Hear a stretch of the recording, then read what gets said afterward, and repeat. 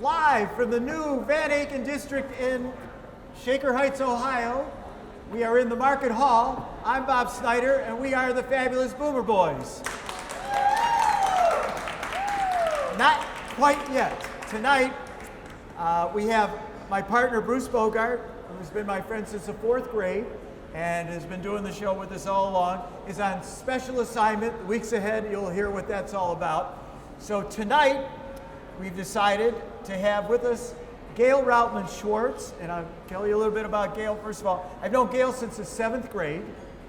She's a Clevelander, wasn't born here, but she went to Heights High. No, I was born Oh, in you Cleveland. weren't born here and then you left and came back? Atlanta, all right. Detroit, all right. Cleveland. But she went to Heights High, so she's familiar with the area. She's been a great fan of the show, and we thought tonight we'd have a little balance, and Gail's with us tonight. So please give Gail a big Fabulous Boomer Boy welcome. Gail, Thank you. Yeah. You're on camera. What do you think? I think it's awesome. It doesn't look, it's no different than sitting there for me. For you? Okay, You know. great. Now, what some people may not know, Gail was actually in the movies. Yeah, I was. Right? Yeah, with, I'm a star. with Michael J. Fox, right? Joan What movie Jett. was that again? I forgot. That was Light of Day. Light of Day. It opened and closed that fast. Oh, all right. And Joan But Jett was in I that. had 3 scenes that I was in. You were in 3 scenes Yeah. of that, okay. Because you know the Russos are doing a film in Cleveland now. Right. There's a lot of people that are going down and want to be on it. That's kind of the thing you did when you did it. was so much All right, fun. so we have a movie star. Yeah. And also Gail is, we ought to give a plug to what you do. Sure. All right, and you work for Revere Title, is that right? What does that mean, title? Title and escrow services, full service. So if real you're estate, selling or buying a house, you got to a deal with house a title person. or commercial or industrial, yes, you will use a title company. Okay, so anybody here, if you're going to be buying or selling a house, or your kids are, you needed somebody to do the title work, Revere Title, ask for Gail. Okay, good. All right, we've done the commercials, now we can get to the show. All right. Thanks, Bob. We are very lucky tonight. Those of you that have followed us know we have had really some super guests, famous people from past and present in Northeast Ohio. I'm not going to go through the list.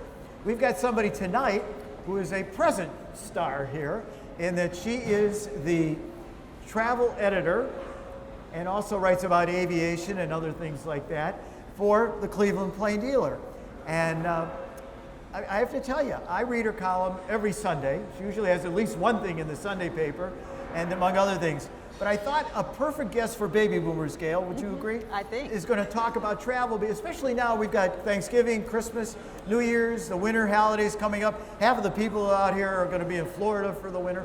So we want to at least give people some ideas about what's going on. So please welcome Susan Glaser. Thank you.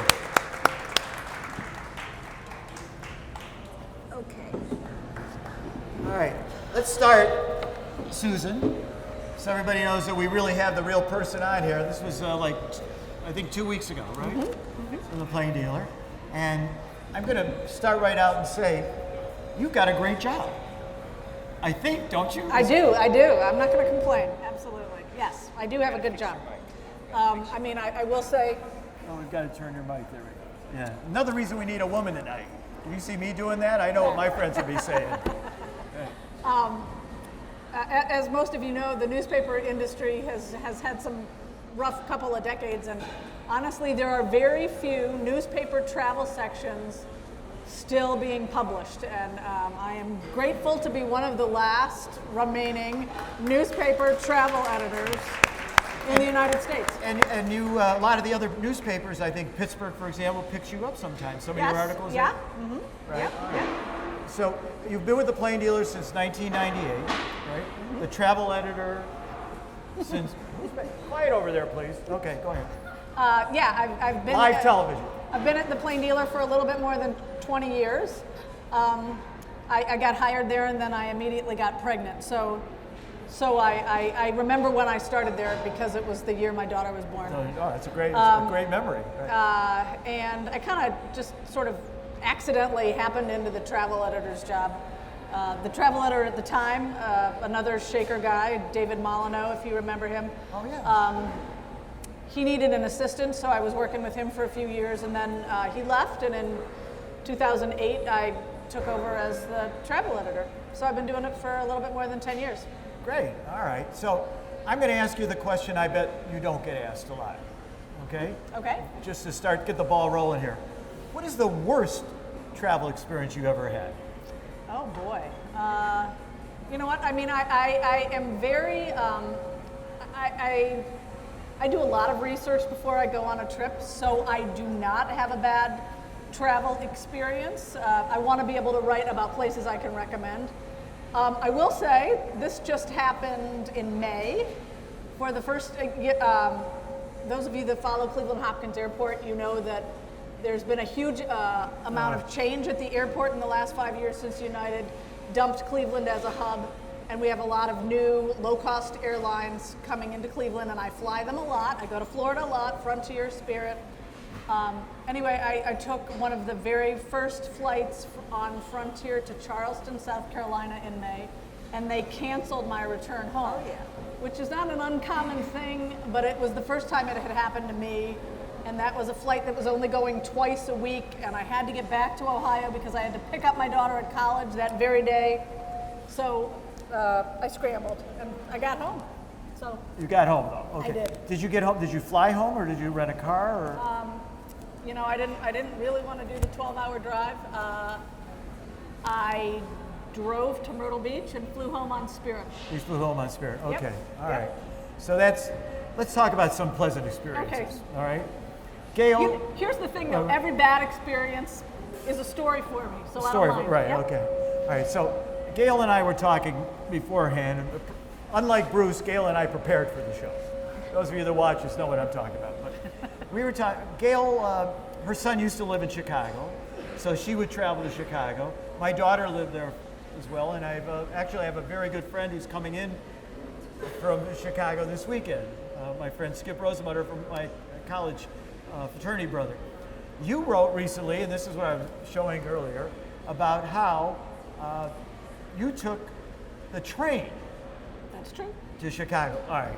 I know it was in the paper, but we have to talk a little about that. Gail and I were kind of wondering about that, right, Gail? Yeah, I mean, I know that I read about all the different stops and where it originates, and by the time you get there, I mean, there's a lot of time involved in doing that. Yeah, I mean, so the reason I decided to do that was I mean, I've been writing about travel for a while, and I'm always looking for new things to write about. And some time ago, all of us at the Plain Dealer, we've asked readers, like, what would you like to read about? And I got some feedback. I want to hear more about train travel. So I love decided. the train idea. I just wish you could catch it at a normal time of day. Well, and the problem is, right, Cleveland is located nowhere? sort of halfway between the East Coast and Chicago, and the times are definitely geared toward people in New York and Washington and Chicago. So I caught a train at 3 a.m. That's what I did. 3 a.m. Yep. Was it on time? No. Well, No, right? I will say it was about 15 minutes late getting into Cleveland. It was 2 hours late getting into Chicago. And anybody who knows anything about Amtrak knows that, I mean, the tracks in the United States, for the most part, are not owned by Amtrak. They're owned by freight companies. And even though federal law requires the freight companies to give Amtrak the right-of-way on these tracks, that doesn't happen. So there's a freight train that has to go by that you've got to wait to let that go by if you're. Well, we were actually following a freight train, and the captain or conductor on the Amtrak train said, "Can we go around you?" And they said no. All right, now, have you heard anything about this new tunnel train? Right. That they've just been talking about? I've The heard speed it's going to train? take like 30 minutes. The Hyperloop. Yeah. I'm not holding my breath, but Oh, good, because I wasn't either. It But will if you get on it, I think. I don't know. You know, I mean, I would say this country does not invest sufficiently Right. in infrastructure. I Right. mean, They don't. all right, so Gail, I'm going to turn it over to you. I know you're thinking about a kind of a exotic trip coming The up. travel that I've got coming Yeah, up. right. So I'm going to Cuba next month. okay, And good for you. thanks. I have not been to Cuba. I have not either. So, you know, I don't really know how to prepare for that. and I just know don't forget your passport. Well, And they've closed all the travel into all the other airports in Cuba other than Havana, I understand. So But now- here's my point. What? And why I want to show that the fabulous Boomer Boys are not just Boomer Boys. I think there's a lot of women out there like you, Gail, who are single and have the opportunity to travel to far away. And, okay, Cuba's not far, but let's face it, no one's been there in this audience, I don't think, lately. So I think that, and you as a travel editor, I think experienced this. It's not easy, I think, for a woman just to go off and I travel. assume you're going with a group? I am going with 2 brothers, their wives, and a niece and nephew because my brother married someone that is from Cuba. Oh, well, that sounds fascinating. I Right. think you'll have a great time. Thank you. But how do you prepare for some of the trips you go on? Being a single person, well, you're not single. I know sometimes you travel with your husband. Yeah. We should say that, but okay. I mean, I did do a story, I don't know, September about solo travel. That That's was what I think that I was read it. another one that a reader suggested. I could. And I How's mean, that? that story actually, it was not based on a personal experience. I asked readers, if you've traveled by yourself, what recommendations do you have? Now, this is not a solo trip because No. you're not going by yourself. Right. But, I mean, Cuba's so interesting because President Obama really opened it up and President Trump has really rescinded many of those overtures. So, Right. But you're going with somebody who has family there, presumably. Oh, So yeah. it's going to be a different I experience. mean, everybody than- says they wish they could go, and it's like, Yeah. I really wasn't that interested, but my brothers are helping to pay for my trip, so how I could I think not that go? you will come back with some very cool memories. Yeah. Yeah, I hope so. Yeah. I mean, I don't know what you need to do to prepare. Probably maybe learn a few Spanish phrases. No? Yeah, I think you ought to. Definitely think I learned some Spanish for you. Gail, you go walking down those streets in Cuba, you better learn some phrases. Well, yeah, well, my sister-in-law said, you wanna know they're what going to to- surround you. Yeah. Oh, that's Well- just great. So, when you do other trips, okay, what I've read in your articles, I've noticed you love roller coasters. Oh, that's true. Okay, so now I have to give the other woman in my life. My wife loves roller coasters. We went to Cedar Point this year, and that really is the roller coaster capital of the world, Absolutely. right? Yep, Are there any recommendations you have for our audience for next year if they go to Cedar Point? Not this year. A year ago, they redid one of their older roller coasters, and they took a wood roller coaster and made it a steel roller coaster. They replaced all the track. They made it higher. They actually added, I think, 4 inversions on it. It was called the Mean Streak. Now it's called Steel Vengeance. Did you ride that? It's a terrific ride. Perhaps the best ride at the park. So if you're into roller coasters and you haven't been on it yet, I would highly recommend. But I enjoyed the park, and I'm not into roller coasters. The one I went on, I don't know, I thought it was a kiddie ride. I came off it, and my granddaughter said to me, "Papa, are you okay?" Papa, you don't have any color. No, yeah, that's exactly what she said. You don't have any color. Yeah, but I think there's a lot to do there anyway. We're very lucky, I think, that it's an hour and a half away. Absolutely. Talk about an easy drive to go to a place like Cedar Point. Yes. Yeah. Another local place that I've been to, I understand it's one of your favorites, is Hocking Hills, right? Now they've made some changes there too, haven't Yeah, well, I would say it's become a much bigger destination than it ever was. I mean, the park obviously has always been there, or has been there for a long time, and has been a destination just because it's so beautiful. But I think they're building up the infrastructure around it. There are more places to stay, more and better restaurants in the area. It was an astronomy park that just opened up I down would love there. that. It'd be great. So, they are really banking on tourism. It's the poorest region of Ohio, and they need our money. So go down there and spend it. What are you going to be writing about next? Do you know? Yeah, I mean, I always know what I'm doing at least like a month out. This weekend, there's a story about holiday travel tips that wasn't too exciting, and then we have our annual ski guide is coming up the weekend after. Oh, we've got some skiers in the audience. I Yeah. know, so- Article about Brandywine and Yeah, I mean that's big news. Vail Resorts purchased our local ski hills in Northeast Ohio. So the people that own the way I understand own certain ski resorts in like Vail own Yep. now Brandywine and Boston Hills. Absolutely. There's a little bit of a difference there. We have Yeah. my Too friend bad they- Michael's out here. He skied in Vail. They can't make our hills any higher, unfortunately. Right, but they can still. I think they'll invest some money.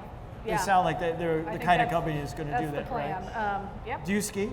Yes. I mean, I certainly learned to ski at Brandywine and Boston Mills, and I am a very occasional skier now.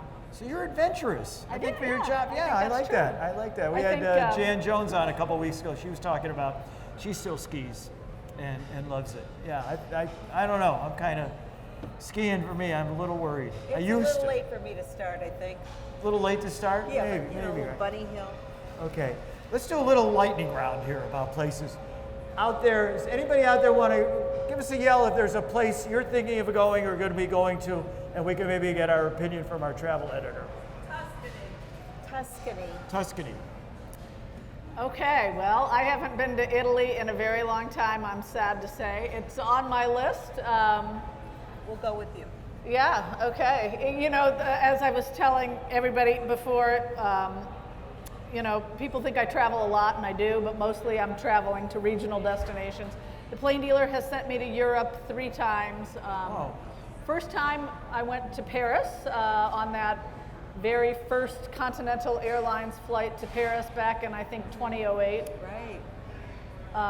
It only lasted a year. I'm very glad I did it. And the most recent time I went to Europe was on one of those very brand new flights to Iceland. So I went to Iceland Oh, you a went year to and a half Iceland. ago, courtesy of the plane dealer. And now that those flights don't exist anymore, so maybe I'm bad luck. Now you can fly to Iceland out of New York, though. 'Cause Absolutely. I know Well, some yeah. of you. What do Yeah. you think of the Northern Lights? Did you go there and get to see the no, North? I went there in May. So no, What are you I going in May actually. for? Wait a minute. Why the plane dealer sent you there in May? I No don't- wonder I- their circulation is I- down. You ain't got to go there when you can see the Northern Lights.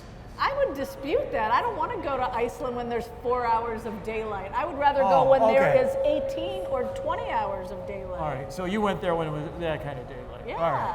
Anybody yeah. else? Someplace? All right. Don't they have? Do they have the steam baths and all that? Are Yeah. they still going in the summer? Oh, yeah. I mean, Iceland is mostly a summer destination. Oh, thank God. They're trying to build up their winter tourism.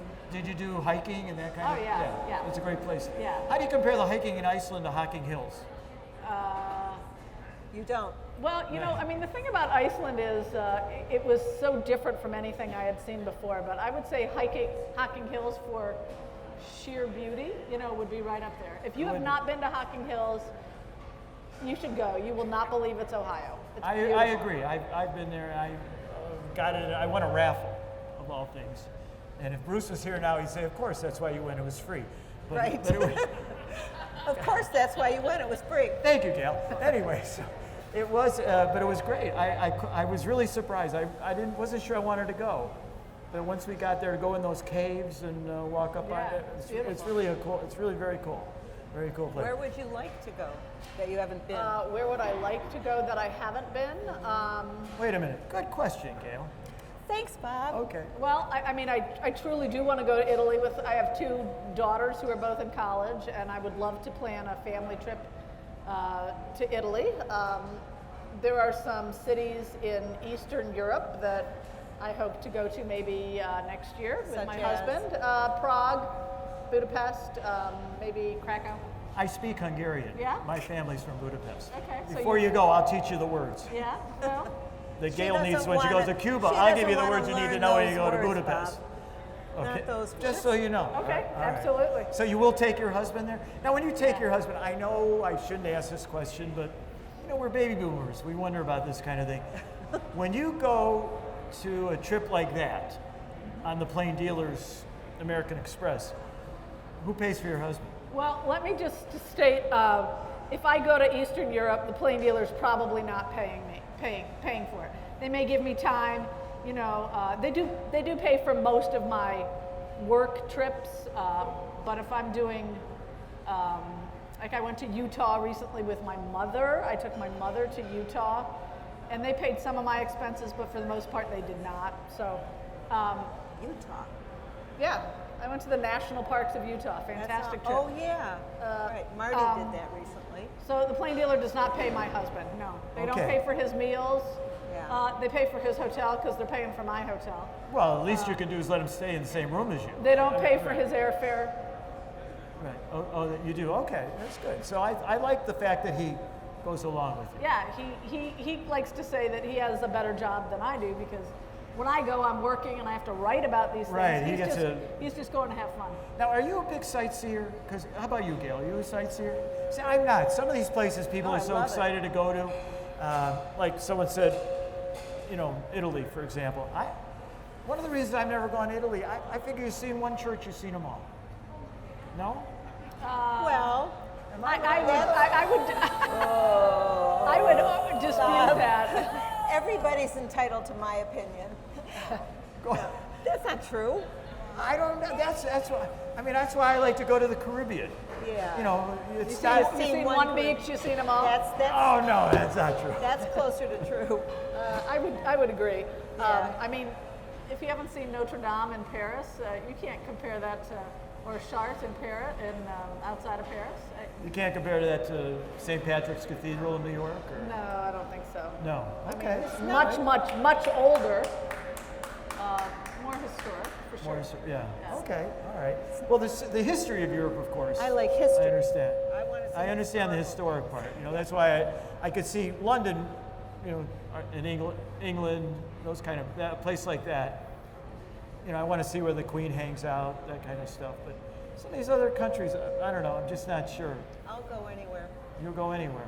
anytime. Anytime. Anybody wants to pay. You got to get a job at the plain dealer, right? Yeah, All right, right. we're starting to run short on time, but we can't go without talking about our wonderful airport, Cleveland Hopkins Airport. Okay, I think the Cleveland Hopkins Airport is not as bad as they've been saying in these surveys. Okay, I think there's a lot of things they could fix, but I've been to LaGuardia recently, and believe me, you rather fly out of Cleveland than fly into or out of LaGuardia, right? Would you? Well, they're putting $1 billion into LaGuardia right now. You tell me what you think in a year when they're done with it. Okay. I mean, I don't know. I agree that LaGuardia a few years ago was worse than Cleveland, but in a couple of years, I'm not sure that's going to be the case. What's the biggest problem you see? I know you've been asking people to write in, and I love that idea. I see a number of people in the Plain Dealer now that are starting to do that. Ask people that actually read the paper to give their opinions on what they think on some of the subjects. So, what's your biggest pet peeve for the airport? I mean, I think it functions all right. I mean, you're in and out relatively quickly, usually, not always. I just think it's a function of its age. The concourses are narrow and they have low ceilings, and there's a feeling of confinement and congestion, busy travel times. It's crowded, and you go to a new airport and there's a lot of natural light, and one thing people are complaining about is there's nothing before you go through security. So if you're waiting for somebody, there's no restaurants, there's barely any places to sit. I mean, it's a function of its size and its age, and greater Clevelanders are going to have to decide if they want to spend $1 billion to build a new terminal. I thought they were going to improve that. I read that they're going to have places now where people that are waiting can sit, they can eat. Well, True? they have just started this process of redoing what they call the master plan, which is a long-term look at where they want to go. And I don't think that's been decided yet. I think some people are advocating for that. No decisions have been made as to what they're going to do.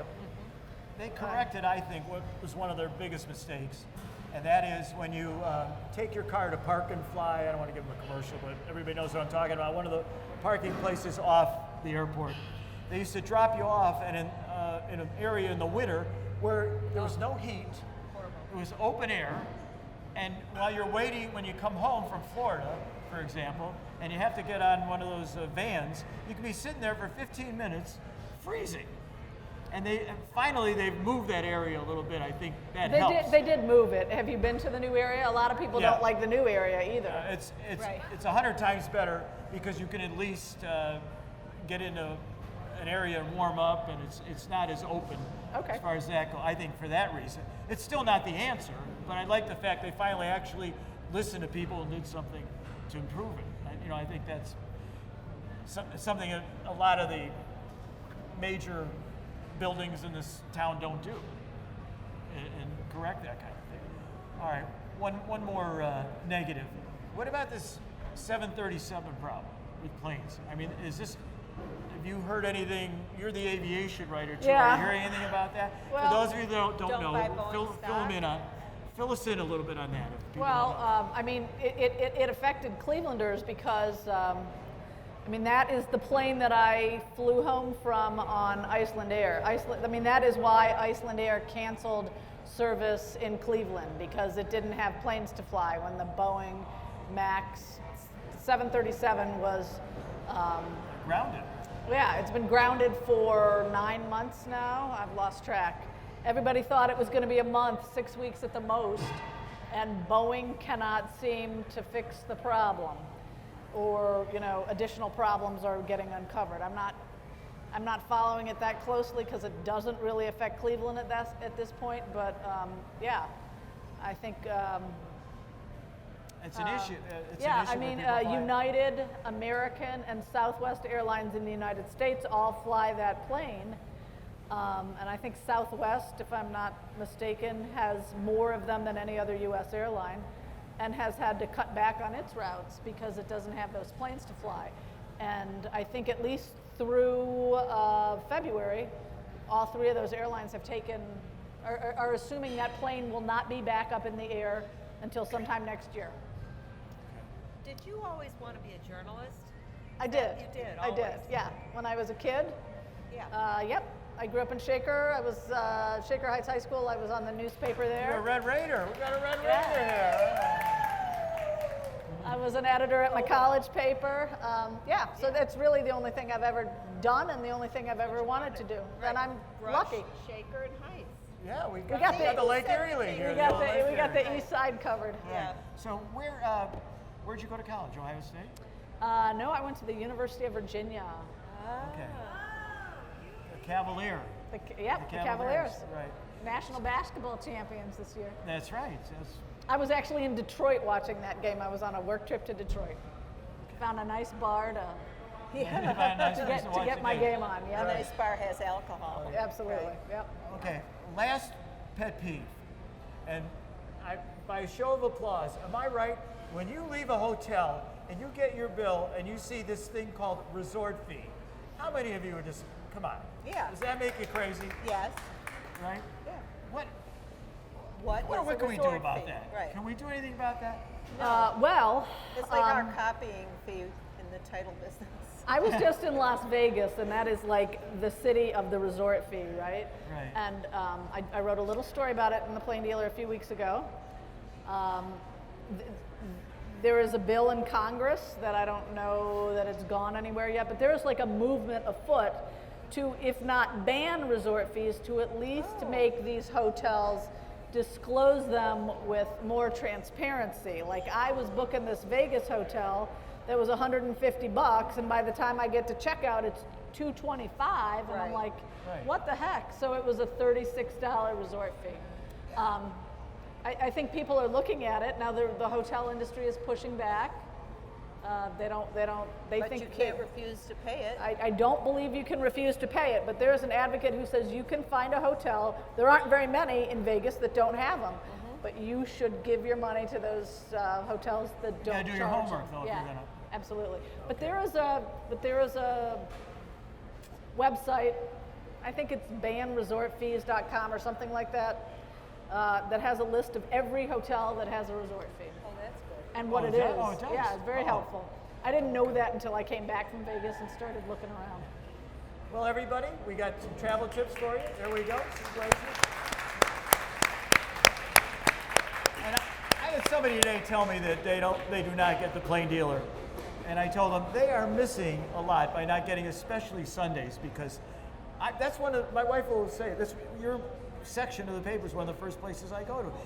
You can't get this stuff online. I don't care what it is. You need to get the Plain Dealer and read Susan's column. Thank you. I'm I going to did recommend both. that. Yeah. I read it every morning online as well as getting the newspapers. And Great.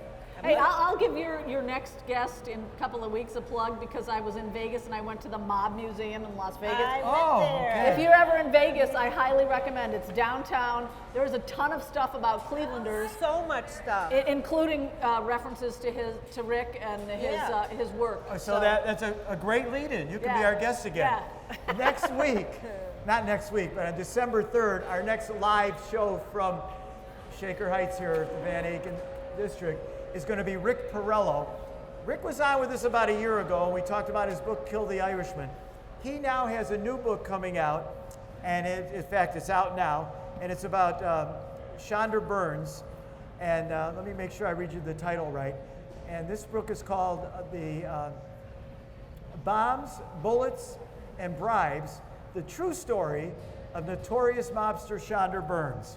And he is going to be here to talk about that book and about the Cleveland Mafia and all of that. Now, his last book, they did a movie on it, Kill the Irishman, and I'm sure a lot of you have seen that. And Rick is telling me there's a lot of talk going around about either making a TV series or possibly a movie about this latest book about Chandra Burns. They're going to kill the Irishman again. Again, and Chandra got blown away just like Danny Green did. So I think it's going to be a lot of fun to talk again to Rick, and we hope you'll be here.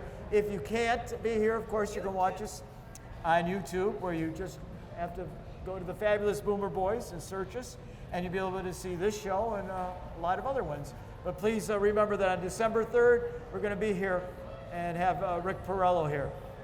Gail, thank you so much Bob, thank you so much. for being here. It was fun. It's been great. It's Great great to fun. see you. Did you have a good Loved it. time? Thanks. Susan, did you have a good time? I did. Thank you. Okay, great. Yeah. Did you have a good time?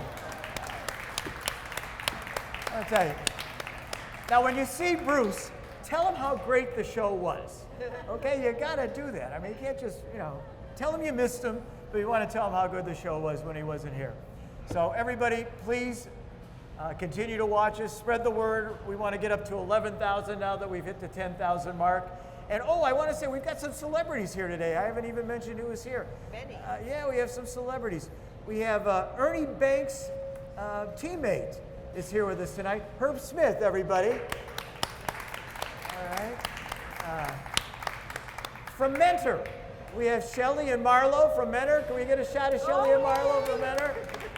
All the way from Aurora and Bainbridge tonight, we have some Jan Ivaska Knowles and Jennifer Tobin. How do you like that? Sounds right. like a bar mitzvah. Right. And, I feel like I'm doing a wedding reception here anyway. So listen, come on down, be part of the show, and have a good time. And of course, Kathleen's here, even though Bruce isn't here. So listen, we know we reached the right view. Swanee and Rochelle and everybody, okay? Gail, Oh, all right. I feel like romper. So everybody, come on by and see us again. Thank you. Until next time. Thank you. Okay, my pleasure.